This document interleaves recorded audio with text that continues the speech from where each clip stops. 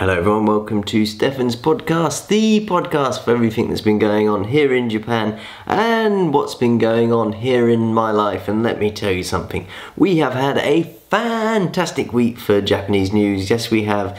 Japan have progressed through to the World Cup. They're doing fantastically well, and I've just seen news that it looks like the Japanese manager may be extending his contract. That's right, his contract is due to end at the end of the month, but because of how well Japan have performed in the World Cup, it looks like he's going to be staying, which is amazing. Japan are very happy with the wins that they've done. At the beginning of the World Cup, I thought there was absolutely no way that Japan are going to progress through, but they've done so fantastically well. I mean, they beat Germany, they beat Spain, and Costa Rica, that game, they really should have won. I have to say though, the second Japanese goal, a little bit iffy, but hey, if VAR says it's good, who am I to disagree with it? But I was watching the game, and I have to say, I was a bit like, I think that's not a goal, but hey, they've given it. Stranger things have happened in football. I did think this is what VAR is meant to prevent and stop, but there we go. There's been some weird VAR decisions. I was joking at work that some Japanese hacker hacked into the system and just went, goal, tick, done, all over. But there we go. They are playing, of course, Croatia. They played very well in the last World Cup, and they've been doing well this year, so it'll be interesting to see how they do. I have to say though, I'm actually not that worried. I think Japan might win this. If they can beat Spain, if they can beat Germany, they can beat Croatia. There's no one now that I think, they're not going to win against. Maybe Argentina will be interesting, and perhaps Portugal will be interesting if they get that far. And the nice thing is, I was looking at the table, I don't think this will happen, but I was saying that if England keep progressing and Japan keep progressing, it will be a Japan and England final. Now how cool would that be? For me, it'd be great, but the only bad thing about being here in Japan, the game times now are awful. I mean, just terrible. So we've got two games coming up that I really want to watch, and it's England and then it's Japan. Tomorrow's England game versus Senegal is at 4 AM in the morning. That sucks. That's the same time that the Japan-Germany game was, so bad timings. And the time for the Japan versus Croatia game is at 12 PM the next day, so it would mean I'd have to wake up at 4 AM to watch the England game and then stay up till 2 o'clock in the morning to watch the Japan-Croatia game. So I don't know if I'm going to do both. I'm not sure which one I'm going to choose. I'm definitely going to watch one. The only thing is, I'd be more interested actually in how Japan are going to do. I think England will beat Senegal, and the last couple of England games just have not been that interesting to me. I don't think England have played particularly well, whereas Japan, every time I watch them, they're surprising. Something new comes out. It's way more interesting football. So yeah, I might just have to choose that. But everyone here's got World Cup fever. Kids are playing football more. They call it soccer out here, unfortunately. But yeah, they're playing it a lot more. They're getting into it. It's great stuff. It really is good stuff for Japan. They need a sports win, I think, after the whole Olympic debacle, how much problems that caused, and yeah, it'll be really good infusion for Japan for sports. But there we go. Now on to some more Japanese news. There's been a lot going on, and I've just found this really cool event that is in Osaka, and let me tell you something. This is super cool, and I wish more places would do this. So Osaka have a contest for miniature gardens on small trucks. I'm sure you've seen these little trucks. They're the mini little flatbed sort of K-trucks that they have out here in Japan. They're super cute. I really want one. I certainly do. I think they look amazing. But they have a contest now to make a garden on top of these small trucks, and then it will drive through or go to these events in Osaka, and people get to look at them. There's awards for them, and I have to say, they look absolutely beautiful. They really do. If you come to Japan, and you're in Osaka, come and have a look at it. It's in this time of the year, so go down, have a look, enjoy. I want to see this. They look amazing. If I was in Osaka, I would definitely be turning up. A lot of my family like bonsai, so this is where this really comes in, this small miniature gardens, and it really is like artwork. I'm going to put a link in the description to the news story. Have a look at it, see what you like. I think it's super cool. I would love to make one of these gardens. If only had a small truck to work with. The nice thing is about this, if your truck or something fails its MOT, it then gives like new life to it, because this is always my thing when with cars. Once they die, it's like, well, what do I do with them? With this, it's like, oh, I can turn it into an artwork. If you somehow manage to do this with cars, awesome project. Awesome stuff. Would make gardens look cool if you just have, instead of like an old dilapidated car that you just have in your garden, it brings new life to it and looks really cool. Turn it into an art piece. That's what I say, and bring it on, you certainly should. Now the next story that I've got going on is Christmas time is coming up, and if you know anything about Japanese Christmas, is KFC makes a small fortune during Christmas time, and that is because they sell fried chicken. And for somehow, I don't know how this became a thing, at Christmas, Japanese people love to go and get fried chicken. I don't know why, or just a chicken box set. There's these waiting lists to buy the chicken. You have to order it for your Christmas day, and they cost a small arm and leg. They certainly do. They're ridiculously expensive, and companies are jumping on this trend. Moss Burger, a popular Japanese fast food chain. I love Moss Burgers. We actually have one here on the island. It's right down the bottom. It is delicious, let me tell you. The Moss spicy burger, I recommend that. But they've started to sell fried chicken, and they have said that dipping fried chicken into milkshakes should be a thing. And I have to say, I am not behind this trend at all. I think it looks gross. I mean, it sounds alright when you're eating the chicken, but then when you're just drinking the milkshake after you've dipped your bits in, you've just got a bit of fried chicken in your milkshake. Ugh, no, that's disgusting. I don't want it. Moss Burgers, you can keep your fried chicken. I don't want it. It sounds absolutely disgusting, and if you're going to do that, I think dipping food into drinks is where I draw the line. The only things that you can do are biscuits, and that is it. That's it. I don't know where Jaffa cakes fall on that. In fact, I wouldn't dip a Jaffa cake in tea, so that's disgusting. Biscuits, that's the only exception. You get that. After that, you're done. No. Just control yourself and stop being so disgusting. Now, on to our next news. We got, I found this really cool place in the north of Japan where kelp is made from. And every year they release a newspaper made 100% out of kelp. Now, how cool is that? And you can actually eat. The printing is made out of edible ink, I should say, and only 100 copies are made. The reason why they make it is to try and increase the consumption of kelp, and it's in Hokkaido. Hokkaido is where most of Japan's kelp comes from, and unfortunately in Hokkaido they don't eat much of it, which is strange. So every year they try and print this newspaper to get more people to eat kelp, and I have to say it's super cool. These newspapers have become really collectible, so instead of actually eating them now, people will save these newspapers, and only 100 copies are made each year. Would you eat a kelp newspaper? I think I certainly would. It looks delicious. Would you eat it? Maybe not. Maybe not. I don't know. It looks delicious, but maybe not for me. It looks a bit too much like artwork. Does it jump off the pages? I don't know. I don't know. Our next story comes all the way from Fukuoka, where I was a couple of weeks ago, and I have to say, I walked past this very police station. So in Japan they have these little sort of police booths that you can go to, or their police stations just go in a tower. They're really small, but a Japanese man rode his motorbike into the lobby of the Fukuoka police station and demands they crack down on rude driving. So he rode his motorbike into the lobby, the doors opened, and he went into the lobby and was revving his engine and was going, "I'm here to discuss rude driving in Japan." It sounds like something from a sketch show, doesn't it? It doesn't sound real, it doesn't sound realistic at all, but the man was a 41-year-old Japanese man, and I have to say, is he crazy? Unfortunately, the news story doesn't follow up on whether he was prosecuted himself for driving into a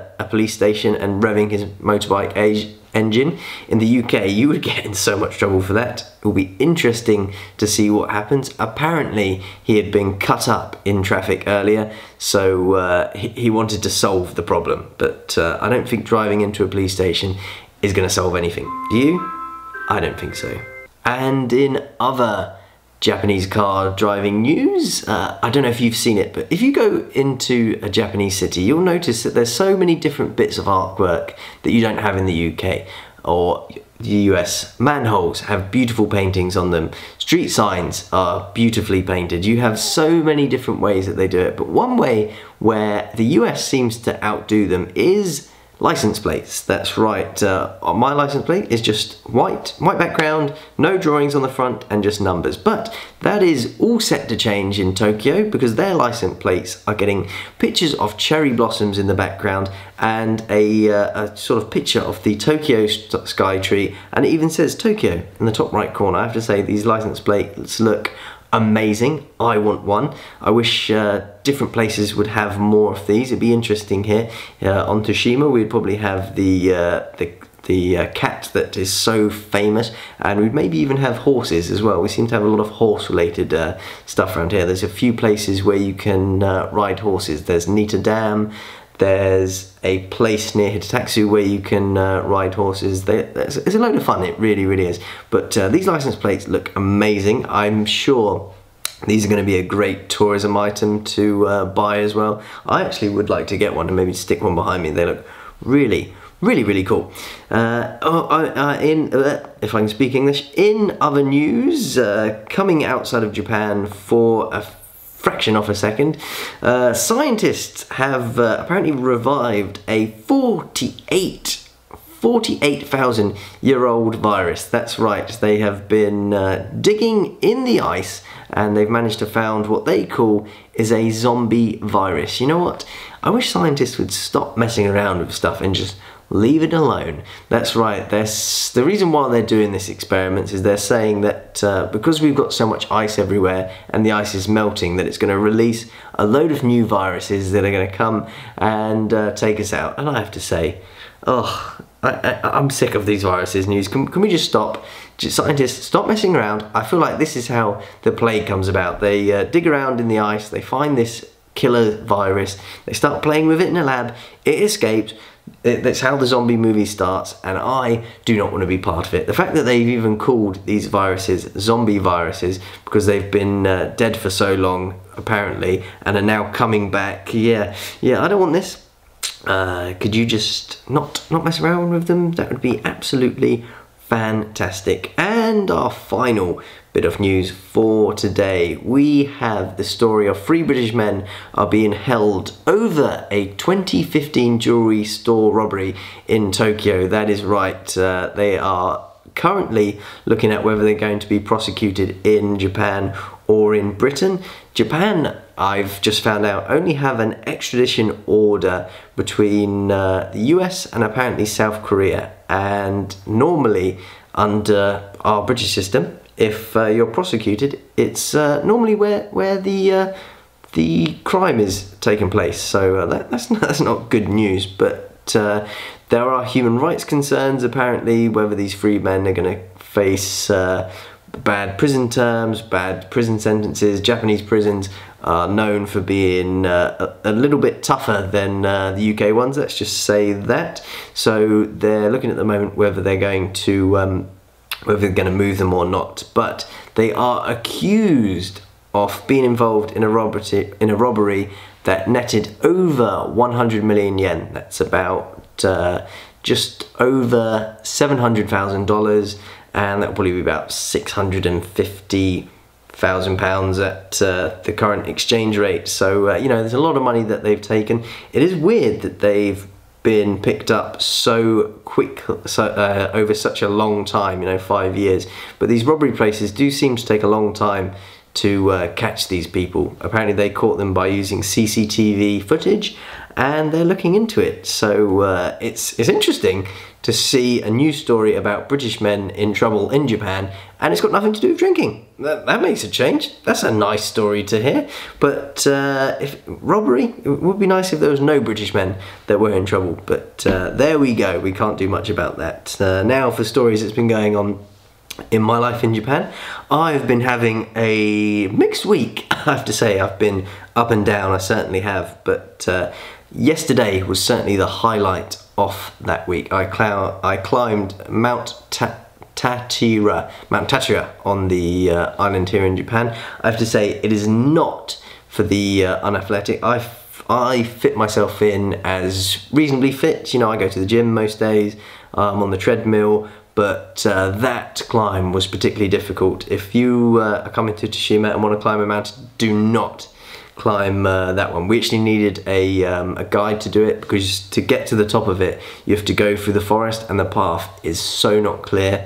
There's a lot of bits where you're climbing almost vertically, and the last, I would say, half an hour off the climb, really steep. You're going up some really unstable terrain, so it's a very, very difficult climb. And once you get to the top, the views are great. It's not actually the top bit where the views are great. There's a beautiful view just before you reach the pinnacle off the top bit, but when you're in the top bit, there's sort of forests all around, so you actually can't see much. But hey, it was a really good day out. No one got injured as well. Everyone was in high spirits. It was an absolutely fantastic climb. It really was. If you're fit, if you're young, definitely recommend doing it.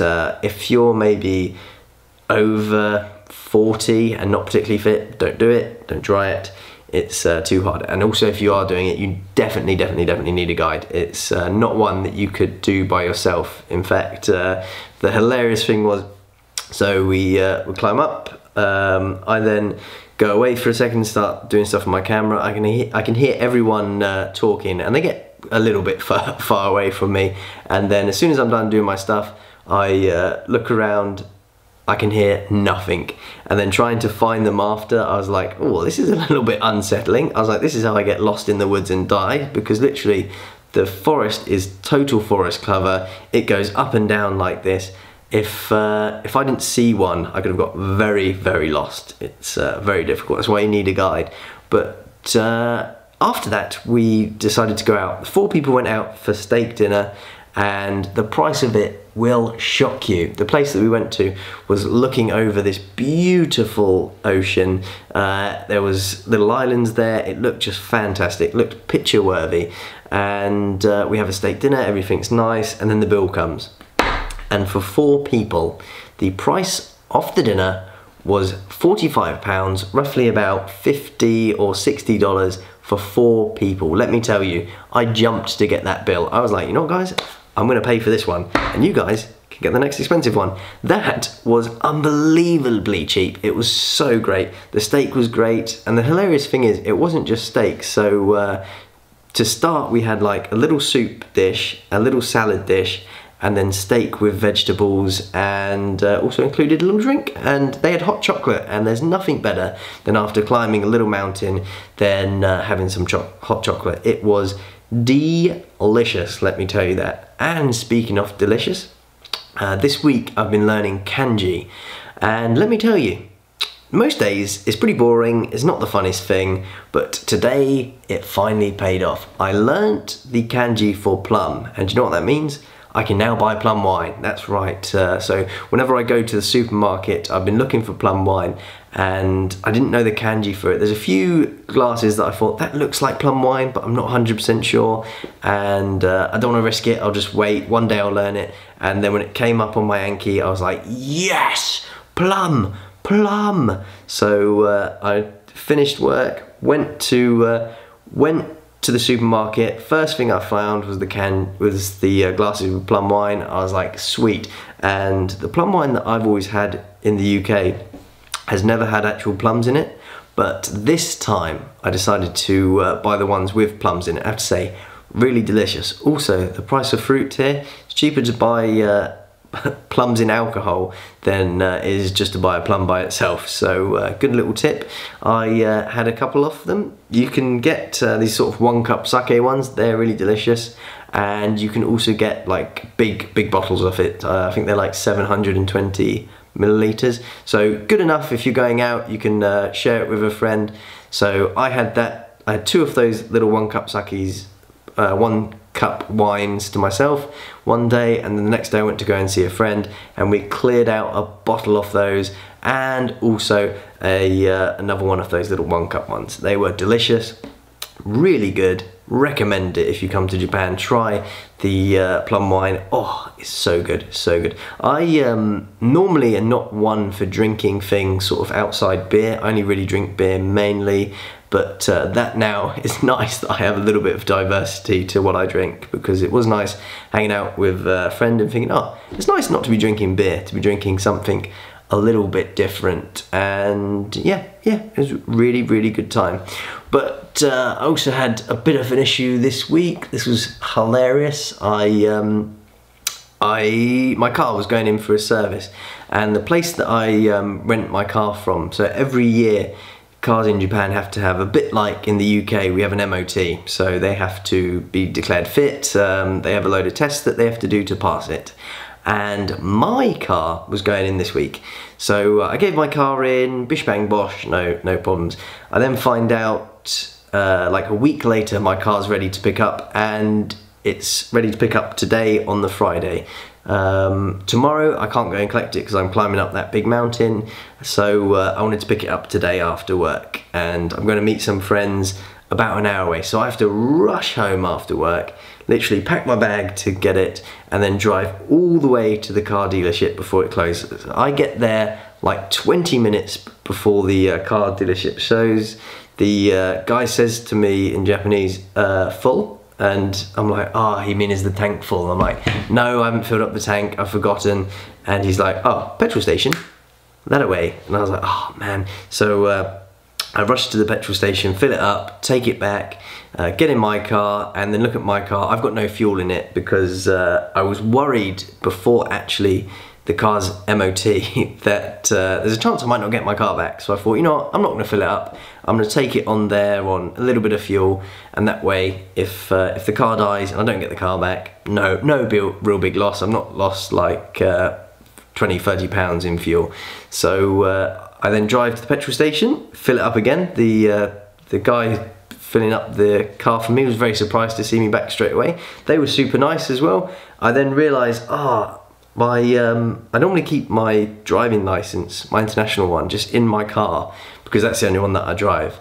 And I look in it and I go, oh, it's not here. I go, oh man, I must have left it in the other car. So I drive all the way back there and just say, can I look in the car? I think I've forgotten something. I look in the car, no driving licence whatsoever. So I tell the people just like, oh man, if you find my driving licence, let me know. I've kind of lost, I think I might have lost in it, but I think it might actually be at home, so I'm not sure.